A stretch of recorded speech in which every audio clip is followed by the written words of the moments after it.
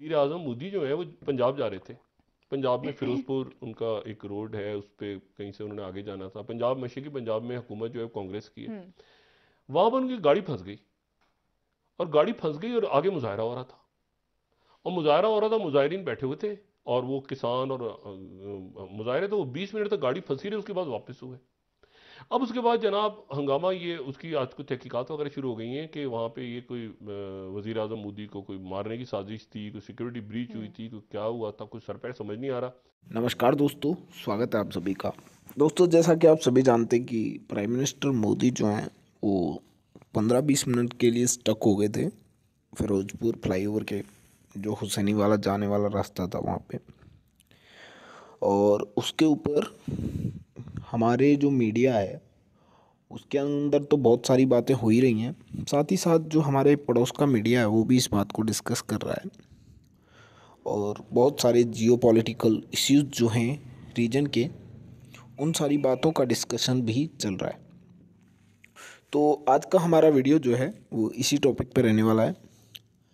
आप समझते हैं कि सार्क के अंदर क्या हो रहा है, और सार्क में पाकिस्तान ने इंडिया को इनविटेशन दिया है, और किस तरह का इनविटेशन है वो ये भी हमें पता है। तो इन्हीं सारी बातों पे आज का हमारा वीडियो रहने वाला है। उम्मीद करूँगा आपको वीडियो पसंद आ रहे होंगे, और अगर वीडियो पसंद आ रहे हैं तो प्लीज़ वीडियो को लाइक करें, चैनल को सब्सक्राइब करना ना भूलें। वज़ीर चलिए। आज़म मोदी जो है वो पंजाब जा रहे थे। पंजाब में फिरोजपुर उनका एक रोड है, उस पे कहीं से उन्होंने आगे जाना था। पंजाब मशरक़ी पंजाब में हुकूमत जो है कांग्रेस की है। हम्म। वहां पर उनकी गाड़ी फंस गई, और गाड़ी फंस गई और आगे मुजाहरा हो रहा था। और मुजाहरा हो रहा था, मुजाहिरीन बैठे हुए थे, और वो किसान और मुजाहरे, तो वो 20 मिनट तक गाड़ी फंसी रही, उसके बाद वापस हुए।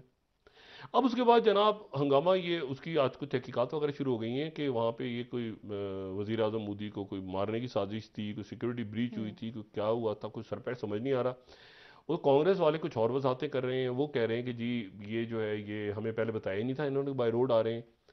ये मुझे समझ नहीं आई बात, क्योंकि ब्लू बुक होती है, और उसमें हमेशा एक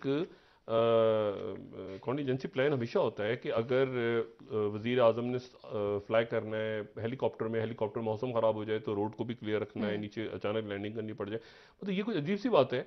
और वो जो कांग्रेस वाले वो कह रहे हैं ड्रामा किया है मोदी ने, अच्छा। ये सारा का सारा ड्रामा है, पब्लिसिटी हासिल करने पब्लिसिटी को, वाकई स्टंट। ही नहीं हुआ, कुछ नहीं हुआ। हम ठीक। मुकम्मल कोऑर्डिनेट कर रहे थे, इन्होंने सारा ड्रामाबाजी की है। हम्म। और वो हमें बदनाम करने के लिए पूरा ड्रामा है। ठीक और है, वहाँ बहुत बीजेपी शुक्रिया कह रही है कि डॉक्टर हमें हमारे साहब। वजीर आजम को मारने की साजिश है। अब मसला ये है कि क्या है, कुछ तो हुआ है, मतलब हम्म। वजीर आजम मोदी रोड पे मिसमैनेजमेंट नहीं हो मिस सकती है डॉक्टर नहीं साहब, इन बहुत हालात में, शुक्रिया। इन हालात में एजेंसीज के दरमियान मिसमैनेज, तो फिर आप कहेंगे कि बिपिन रावत में भी मिसमैनेज ही हुआ था। ये क्या बज़ाहिर तो बात यही हुई? लग रहा है, अभी तक तहकीकात की भी अल्लाह सामने खैर नहीं करे, आई। मगर बहुत कुछ शुक्रिया पता डॉक्टर तो साहब। चले हमें भी कि क्या हो नाजरीन, क्या रहा है पड़ोस में। प्रोग्राम का वक्त खत्म। हैं कि क्या यूएई ने इस हवाले से कुछ सोचा, या जाहिर है कि हर एक को अपनी जो इन्वेस्टमेंट और अपना जो प्रॉफिट है वो अजीज होता है। इस चीज़ पे एग्री कर लिया कि हम जो है ये इन्वेस्टमेंट करने वाले हैं, तो इन्होंने ये सारे मैसेजेस क्लियर कर दिए कि पहली बात है कि इंडियन जो डिसीजन है दैट इज़ जस्टिफाइएबल। सेकेंडली जो है वो इंटरनेशनल कम्युनिटी को इस बात पे कोई प्रॉब्लम नहीं है कि इंडिया ने क्या डिसीजन किया है, वहाँ पे इन्वेस्टमेंट करने के लिए तैयार हैं। अब ये जो इतने बड़े बड़े मैसेज हैं ना, ये आप यूँ समझ लें कि नरेंद्र मोदी साहब का गुज़श्ता 2-3 सालों में एक मास्टर स्ट्रोक है। इसको आप दुबई का काम ना समझें, ये मोदी साहब की एक सक्सेस है। आपके जो प्राइम मिनिस्टर साहब हैं, उनका जो सारी डिप्लोमेसी फेल हो गई है, is a total flop, is a total failure जिसको आप कहते हैं। आपके प्राइम मिनिस्टर इमरान खान साहब, उनकी सारी बढ़कें, उनकी सारी वो रटी हुई तकरीर जो गालिबन एचिसन में उन्होंने 40 साल पहले रटी थी कि कश्मीर का मसला क्या है और उसको हल्के से होना है, उनके सारे जो उनके एडवाइज़र्स हैं उनकी वो बेकार की बातें, और अपने लोगों पे इस तरह का अटैक जो उन्होंने किया हुआ है, वो सारी चीज़ें क्लियर हो गई हैं कि जो आपकी जो मुस्लिम कम्युनिटी का जो आपने शोर डाला हुआ है और जो मुस्लिम उमा का शोर डाला हुआ है, वो सब फ्रॉड है। कोई मुस्लिम उमा का कोई यहाँ पे कहानी नहीं है। अगर दुबई ने आज एक डिसीजन कर लिया है, तो आप यूं समझ लें कि ओआईसी उनके डिसीजन के साथ है। ओआईसी का दूसरा मतलब सऊदी अरब और यूएई और ये जो गल्फ की अरब रियासतें हैं वही ओआईसी है। बाकी तो ये गांवे माजे हैं जिन्होंने खामखा लोग लगा के शहीदों में शामिल होने की कोशिश कर रहे हैं। तो इसलिए ये एक बहुत ही इंटरेस्टिंग और very tragic at the same time इस काबल एक इशू है जिस पे बार बार बात होनी चाहिए, ताकि ये गिरें खुलें जो लोगों ने मुनाफकतें की हुई हैं, पाकिस्तान की जो फेल्ड पॉलिसी कश्मीर पे हो गई। अब इस पे मैं आपको एक बात और बता दूं इस खत्म करने से पहले, कि ये इस चीज़ की भी इंडिकेशन है, और मैं ये पूरे दावे से कहता हूं कि पाकिस्तान ने मोदी साहब का डिसीजन तस्लीम कर लिया है।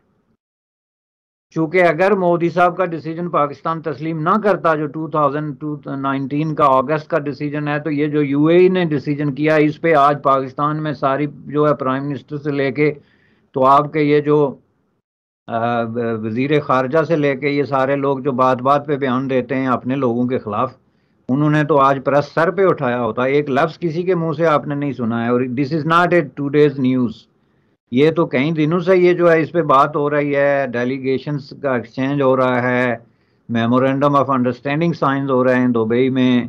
तो क्या कोई बयान आया आपके प्राइम मिनिस्टर या मिनिस्ट्री ऑफ एक्सटर्नल अफेयर्स की तरफ से? तो अगर नहीं आया तो ये आप बातें जो है कहते हैं ना, इसमें अक्लमंदों के लिए निशानियां हैं, और खुसूसन उन कश्मीरियों के लिए निशानियां हैं जो ये समझते हैं कि पाकिस्तान उनकी को बहुत बड़ी वकालत करके तो पता नहीं उनको कहां से कहां पहुंचा रहा है। तो उनको चाहिए कि वो ज़रा होश के नाखन लें और प्रैक्टिकल हों, वो देखें कि दुनिया किस चीज़ की तरफ बढ़ रही है। अगर यूनाइटेड अरब एमिरेट्स जो है वो आके वहाँ पे इन्वेस्टमेंट कर सकती है, तो इसका मतलब ये है कि दुनिया बहुत हद तक बदल गई है और कश्मीर का इशू बदल गया है, और नए हालात में एक नए जो है जाविये की और एक नए सोच की जरूरत आते हैं। तो सर आज हम बात करेंगे सार्क मीटिंग जो पाकिस्तान में हो रही है, और उसके लिए हमारे फॉरेन मिनिस्टर साहब ने कहा कि जी इंडिया खुद भी नहीं आ रहा और दूसरों को भी मना कर रहा है।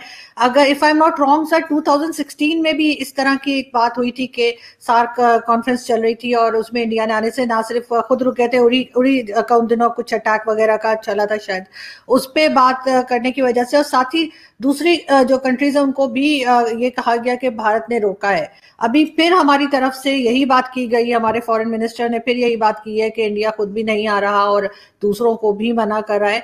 तो सर ऐसा क्यों है, और दूसरा आप क्या समझते हैं कि ये मीटिंग्स या ये सार्क कंट्रीज जो हैं ये कितनी इंपॉर्टेंट है इस रीजन के लिए?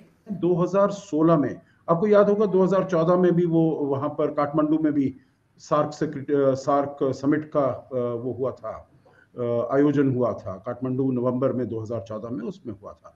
2016 में जब बात हुई जो पाकिस्तान में ये किया जाएगा, तो मैं तो ये इस बात को बिल्कुल नकारता हूं जो भारत ने किसी और देश को कहा। सभी देशों ने अपने आप अपने कारणों के द्वारा वहां पर पाकिस्तान में आने से मना कर दिया। भारत ने तो मना किया, ठीक है, पर भारत तो अपने लिए ही बोल सकता है ना, किसी और देश के लिए तो नहीं बोल सकता है।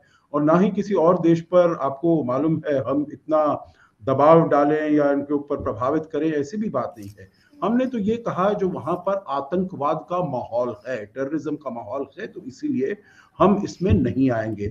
उसके बाद बांग्लादेश ने कहा, जो पाकिस्तान, हमारे यहाँ भी बांग्लादेश में भी, आप उस स्टेटमेंट्स उठाकर देख लीजिएगा। मेरी बात पर आप, अगर आप थोड़ा सा वो हो, आपको यकीन पूरी तरीके से नहीं हो, आप स्टेटमेंट्स उठाकर देख लीजिएगा। बांग्लादेश ने कहा था जो पाकिस्तान हमारे यहाँ भी आतंकी दखलंदाजी कर रहा है, तो इसीलिए हम भी उसमें शामिल नहीं होंगे, सम्मिलित नहीं होंगे।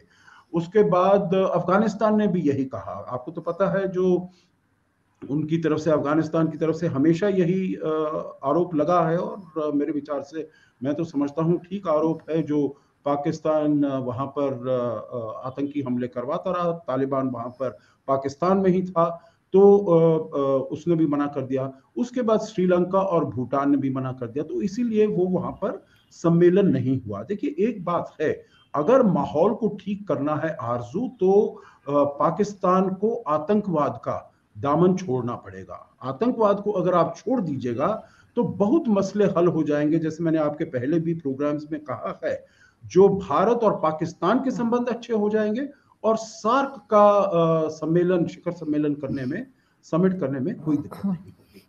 बिल्कुल सर, हमारे यहाँ एक, पता नहीं इंडिया में कहा जाता है या नहीं, लेकिन मुहावरा वैसे मुझे याद आ रहा था। हमारे यहाँ कहते हैं कि मैं कंबल को छोड़ा हूँ, कंबल मुझे नहीं छोड़ा। तो वो शायद जो आप टेररिज्म की बात कर रहे हैं, तो हम तो छोड़ रहे हैं, वो हमें नहीं छोड़ा।